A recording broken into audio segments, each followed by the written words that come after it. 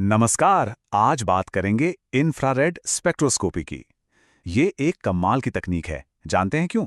क्योंकि ये अणुओं के यानी मॉलिक्यूल्स के अदृश्य फिंगरप्रिंट को पढ़ सकती है। तो सवाल ये उठता है कि वैज्ञानिक आखिर उस दुनिया को देखते कैसे हैं जिसे हमारी आंखें देख ही नहीं सकती। और इसका जवाब सच कहूं तो किसी कविता जैसा लगता है। वो लोग प्रकाश का इस्तेमाल करते हैं अणुओं के संगीत को सुनने के लिए। है ना दिलचस्प? चलिए इसी में थोड़ा और गहरा उतरते हैं। तो आइए सबसे पहले ये समझते हैं कि इंफ्रारेड स्पेक्ट्रोस्कोपी का असल मकसद क्या है। मतलब ये किसी भी पदार्थ की पहचान कैसे सामने लाती है।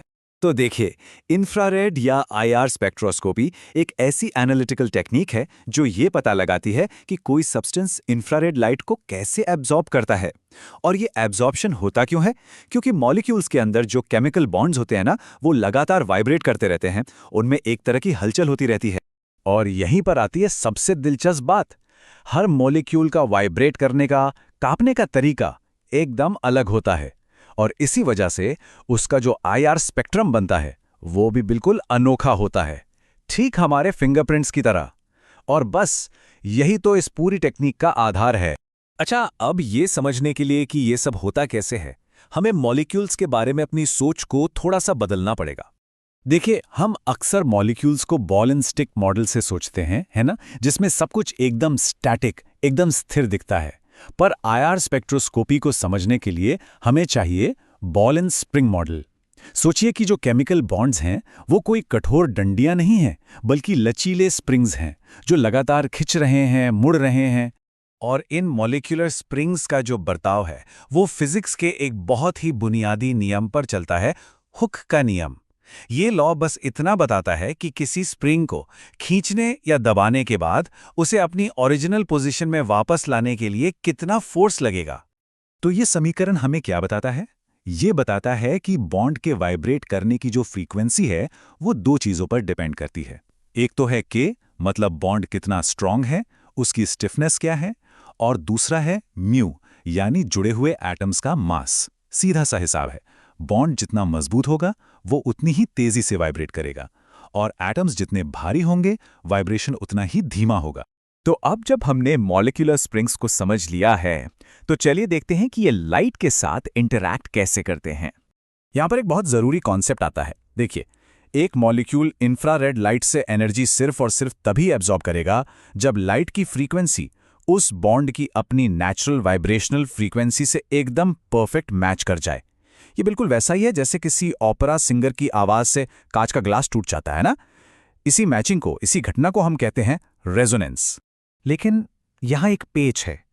क्या हर तरह का वाइब्रेशन, हर तरह का कंपन इंफ्रारेड लाइट को एब्जॉर्ब कर सकता है? जवाब है नहीं, ऐसा नहीं होता। इसके लिए एक खास नियम है जिसे कहते हैं दिस सिलेक्शन रूल।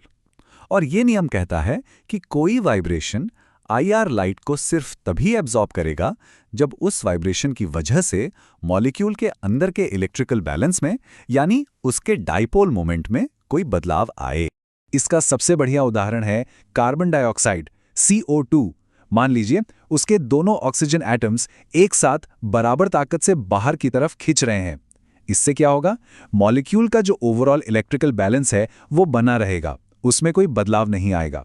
और इसीलिए ये वाला वाइब्रेशन आईआर स्पेक्ट्रोस्कोपी के लिए अदृश्य है, मतलब वो इसे देख ही नहीं सकता। लेकिन जरा दूसरी स्थिति देखिए, जब एक ऑक्सीजन एटम अंदर की तरफ आता है और दूसरा बाहर की तरफ जाता है, तब क्या होता है? तब मॉलिक्यूल में एक टेम्पररी इलेक्ट्रिकल इम्बैलेंस पैदा हो जाता है, उसका डाइपोल मोमेंट बदल जाता है, और बस सिलेक्शन रूल पूरा हो गया। ये वाइब्रेशन आईआर लाइट को एब्जॉर्ब कर लेता है और हमें स्पेक्ट्रम में साफ साफ दिखाई देता है। सिलेक्शन रूल का क्या बेहतरीन उदाहरण है ये। तो ठीक है, ये वाइब्रेशंस हो गए, लाइट एब्जॉर्ब हो गई, लेकिन इन सबका नतीजा क्या निकलता है? नतीजा होता है एक चार्ट, एक ग्राफ, जिसे हम कहते हैं आईआर स्पेक्ट्रम। तो ये आईआर स्पेक्ट्रम है क्या? ये असल में ग्राफ है जिसमें आपको कुछ डिप्स, कुछ गहरी घाटियां दिखाई देंगी। ये डिप्स ही हमें बताते हैं कि मॉलिक्यूल ने कहां-कहां पर एनर्जी को एब्जॉर्ब किया है। इसके एक्स एक्सिस पर होती है वेव नंबर, जो फ्रीक्वेंसी को दिखाती है, और वाई एक्सिस पर होती है ट्रांसमिटेंस। तो ग्राफ में जहां भी आपको ये डिप दिखाई दे, समझ जाइए कि उस खास फ्रीक्वेंसी पर मॉलिक्यूल ने लाइट को सोख लिया है। अब इस चार्ट को हम मोटे तौर पर दो हिस्सों में बांटकर पढ़ते हैं।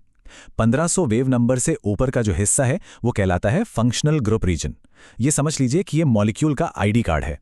यहाँ जो पीक्स दिखती हैं वो बताती हैं कि मॉलिक्यूल में कौन कौन से खास बॉन्ड्स मौजूद हैं, जैसे OH बॉन्ड या COO बॉन्ड। और 1500 से नीचे का जो हिस्सा है वही है असली फिंगरप्रिंट रीजन। ये हिस्सा बहुत कॉम्प्लेक्स होता है और हर मॉलिक्यूल के लिए एकदम यूनिक, बिल्कुल एक असली फिंगरप्रिंट की तरह, जो उस सब्सटेंस की पक्की पहचान कराता है। ठीक है, तो अभी तक हमने एक काफी सिंपल मॉडल यानी बॉल एंड स्प्रिंग मॉडल का इस्तेमाल किया, लेकिन असल दुनिया क्वांटम वर्ल्ड इससे कहीं ज्यादा जटिल और मजेदार है। तो चलिए अब क्वांटम की इस रहस्यमयी दुनिया में एक छोटी सी झलक देखते हैं। चलिए एक थॉट एक्सपेरिमेंट करते हैं। जरा सोचिए, अगर हम किसी मॉलिक्यूल को एब्सोल्यूट जीरो यानी 0 केल्विन तक ठंडा कर दें तो क्या होगा? क्या उसकी सारी हलचल, सारे वाइब्रेशंस एकदम रुक जाएंगे? वेल, क्वांटम मैकेनिक्स कहती है नहीं। हाइजेनबर्ग का अनसर्टेनिटी प्रिंसिपल याद है कि हम एक ही समय में किसी पार्टिकल की एग्जैक्ट पोजीशन और उसका एग्जैक्ट मोमेंटम नहीं जान सकते। अगर कोई मॉलिक्यूल पूरी तरह से रुक जाता तो हम ये दोनों चीजें जान जाते हैं, जो कि नामुमकिन है। इसीलिए मॉलिक्यूल्स में हमेशा हमेशा एक मिनिमम वाइब्रेशनल एनर्जी बची रहती है। इसे कहते हैं 0 पॉइंट एनर्जी। और एक और बात, असलियत में केमिकल बॉन्ड्स कोई परफेक्ट स्प्रिंग्स नहीं होते। वो हुक्स लॉ को 100% फॉलो नहीं करते। इसी एनहार्मोनिसिटी की वजह से स्पेक्ट्रम में हमें मेन वाइब्रेशन के अलावा कभी-कभी कुछ और कमजोर सिग्नल्स भी दिखते हैं।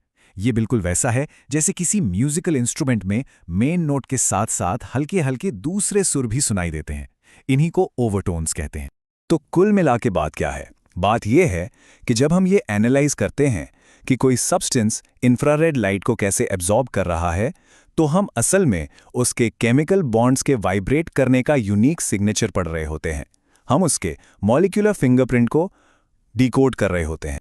और ये हमें एक बहुत गहरे विचार के साथ छोड़ जाता है। हर सब्सटेंस, हर मॉलिक्यूल का अपना एक यूनिक वाइब्रेशन है, अपनी एक अलग धुन है। जरा सोचिए, अगर हम हर चीज के इस वाइब्रेशन को, इस धुन को पढ़ना और समझना सीख जाएं, तो हम क्या क्या नहीं खोज सकते।